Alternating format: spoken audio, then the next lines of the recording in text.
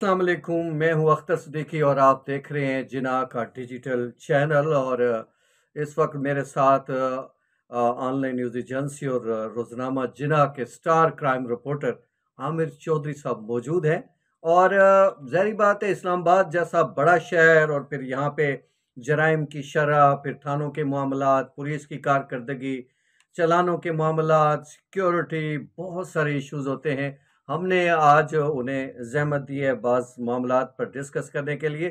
चौधरी साहब, बताएंगे आप कि आजकल इस्लामाबाद के थानों में साइलिन के साथ जो नारवा सलूक हो रहा है, उसके हवाले से क्या एसएचओस को इस सारे मामले के हवाले से कोई आगाही होती है? जी, शुक्रिया सिद्दीकी साहब, बहुत-बहुत शुक्रिया आपने मदऊ किया अपने साथ। इस हवाले से मैं आपको यही जो मेरे पास इन्फॉर्मेशन है, जो हमारे ज़राए हैं, वो यही कहते हैं कि जब किसी भी थाने के अंदर कुछ भी किसी भी सालीन के साथ कोई भी साइल उसको चपेड़ें बरती हैं, वो ज़लील होता है, पुलिस की नारवा सलूक से वो दिलबर्दाश्ता होके एसएचओ के पास जाता है, ये हो ही नहीं सकता कि उस थाने के मुतलका एसएचओ उसको ये इल्म ना हो। बिल्कुल कि सही। मेरे तफ्तीशी साहब का लहजा कैसा है, मेरे तफ्तीशी साहब की तरबियत कैसी है। एसएचओ को एक ए से लेके ज़ेड तक सब कुछ पता होता है। लेकिन जो चौधरी साहब, माफ़ करना, जो बर्डन होता है पुलिस पे मुसलसल, जो मुकदमात का बर्डन है, कभी वीआईपीज़ मूवमेंट्स होती हैं, सारा दिन कुछ न कुछ चल रहा होता है, कहीं कोई एहतजाज है, कहीं कोई तहरीक चल रही है, कहीं कुछ हो रहा है, कहीं कुछ हो रहा है। तो ऐसे में इस तरह की मामलात तो साइलिन के साथ हो ही जाते होंगे। जी, आप बिल्कुल ठीक फरमा रहे हैं। ये जो जितने भी इस तरह के धरने और इस तरह की वीआईपीज़ भी उनकी ड्यूटियाँ होती हैं, वहाँ पे पुलिस मुश्किलात का शिकार होती है। लेकिन अगर पुलिस एक तफ्तीशी अपना काम बरवक़्त एक वक़्त पर करे, तो वो कभी भी केस इकट्ठे नहीं होते। क्योंकि पुलिस यहाँ पे चालान 14 दिनों में पेश करना होता है और पुलिस जो है ना 6-6 महीने लगा देती है। चालान ही नहीं पेश होता। अब ये गलती किसकी है? पुलिस की है। अब पुलिस ये कहे जी कि हमारे पास नफ़री नहीं है, अगर नफ़री नहीं है तो आईजी साहब यहाँ बैठे हैं, किस लिए बैठे हैं? आप जितने आला अफ़सरान हैं उनको बताएँ, हमारे पास नफ़री कम है। लेकिन कोई बताने के लिए इस चीज़ के लिए है ही नहीं कि हाँ, बस हाँ जी, नफ़री हमारे पास कम है जी, ओ जी केसों का बहुत ज़्यादा हमारे ऊपर बोझ है जी। अब देखें एक जो कोई भी साइल है, मर्द या खातून, जब वो थाने में कोई खुशी से नहीं जाता। जब वो जाता है तो वो अपने मसाइल लेके जाता है, जब उसके कहते हैं ना पानी सर से ऊपर चला जाता है तो वो फिर वो थाने जाता है कि मैं पुलिस की मदद लूँ। चौधरी साहब, मैं आपको याद दिलाऊँ कि साबिक जो चीफ जस्टिस इफ्तिखार चौधरी थे ना, वो बड़ा एक दिलचस्प बात किया करते थे। उनके पास जब वो किसी भी केस में पुलिस पेश होती थी ना, वो पहले पूछते थे, आप रैंकर अफ़सर हैं या सीएसपी अफ़सर हैं? तो अगर वो रैंकर होता तो फिर वो उन्हें कहते, फिर आपका कसूर नहीं। ठीक है, बिल्कुल ऐसे ही है। आपको तो इतना तजर्बा ही नहीं है, तो फिर आप कुछ कर सकते हैं। हुँ, हुँ। और अगर वो कहता है जी मैं सीएसपी ऑफिसर हूँ, तो वो कहते हैं सीएसपी ऑफिसर हो के मसला हल नहीं कर रहे, यार कमाल है आपको, तो फिर इसका मतलब बिल्कुल है ऐसे ही। आपने एजुकेशन ऐसे ही हासिल की है। बहरहाल साइलिन का मसला जो साहब बहुत ज़बरदस्त और तवज्जो तलब तो है, मगर सुना है कि रिश्वत के मामलात भी बड़े चलते हैं। छोटे-छोटे मामले पे भी जो है कोई रिश्वत ली जाती है। क्या तफ्तीशी हज़रात लोगों से रिश्वत तलब करते हैं? ऐसी कोई खबर है? और एसएचओ को भी इस तरह में इस मामले में कोई जी, मालूम होता है? ऐसे बहुत सारे मामलात देखने को आते हैं जहाँ पर तफ्तीशी हज़रात रिश्वत ले लेते हैं और इसमें मैं सारे इस्लामाबाद पुलिस को नहीं कहता, बहुत सारे एसएचओज़ हैं जिनके इल्म में नहीं होता कि उनकी नाक के नीचे क्या हो रहा है। सही।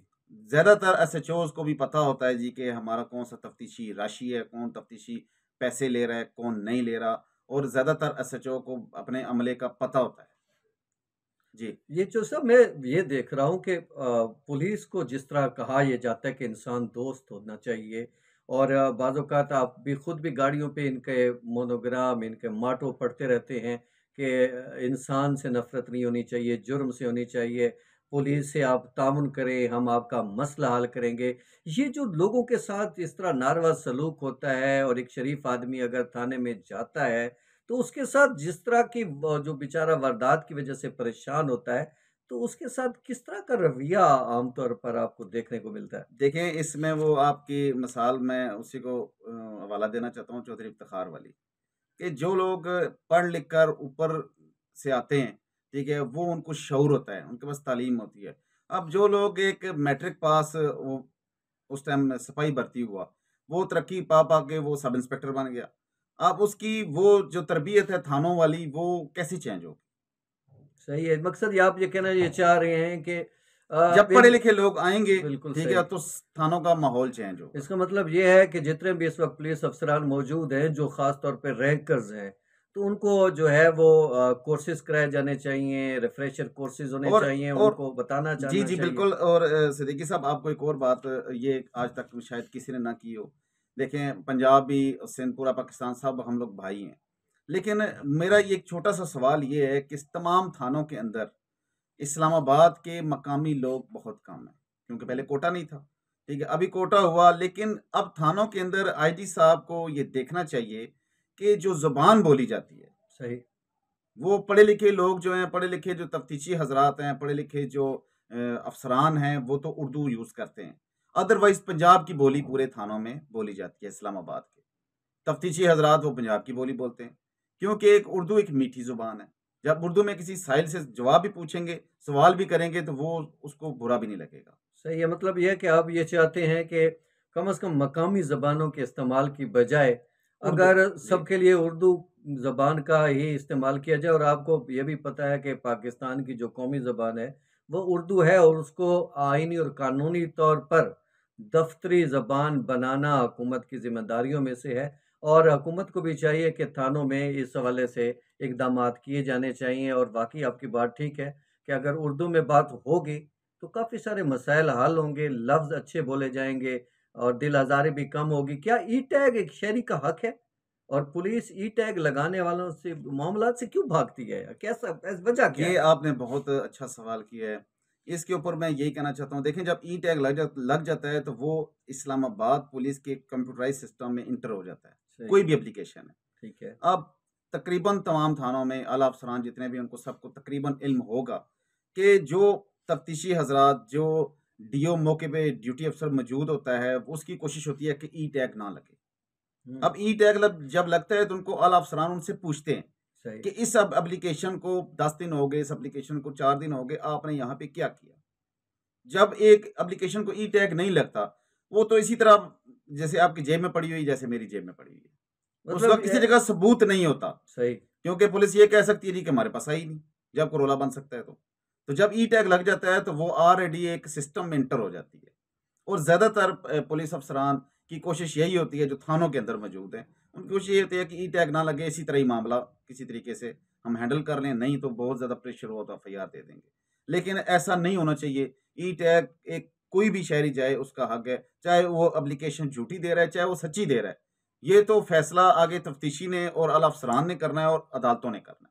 वो बात ठीक है चौधरी साहब, ये सारी मामलात जो हमें आज आपने बताया, इतने सारे मसाइल बताए, मसाइलीन के साथ जो कुछ होता है और जो लोग आते हैं मुतासरीन, उनके साथ जिस तरह का रवैया होता है, वो आपने बताया, एसएचओज़ के हवाले से भी बताया।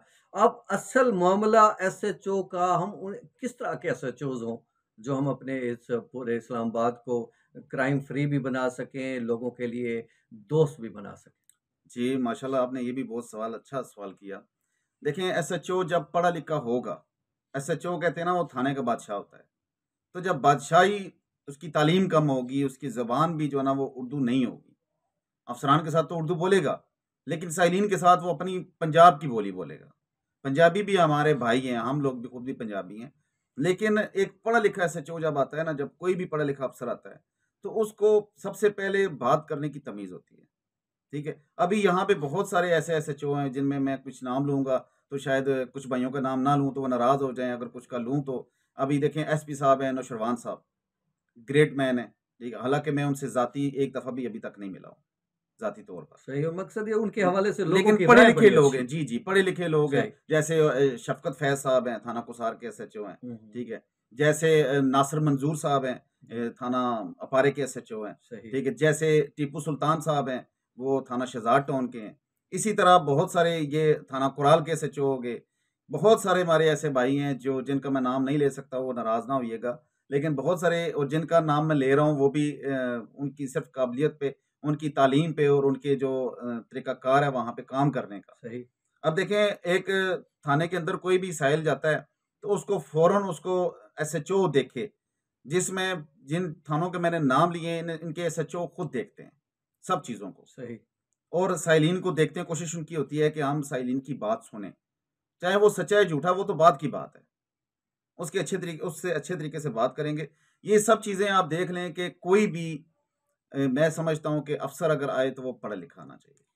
जी, नाज़रीन आपने आज का प्रोग्राम सुना। आज हमने इस्लामाबाद में पुलिस के मसाइल और उन लोगों के साथ उनके रवैये और फिर अफ़सरान कैसे होने चाहिए, इस हवाले से हमने डिटेल से अपने क्राइम रिपोर्टर से, अपने सीनियर सहाफ़ी दोस्त आमिर चौधरी साहब से सारी मालूमात आप तक जो है पहुँचाने के लिए हमने उनसे सवालात के ज़रिए पूछी हैं और उम्मीद है आपको प्रोग्राम अच्छा लगा होगा। आप हमारा प्रोग्राम खुद भी देखिए, दोस्तों को भी शेयर कीजिए, सब्सक्राइब कीजिए क्योंकि ये आपके मसाइल के हल के लिए है, आपके मसाइल बताने के लिए है और उसका हल बताने के लिए है। बहुत शुक्रिया, इजाज़त दीजिए। अल्लाह हाफ़िज़।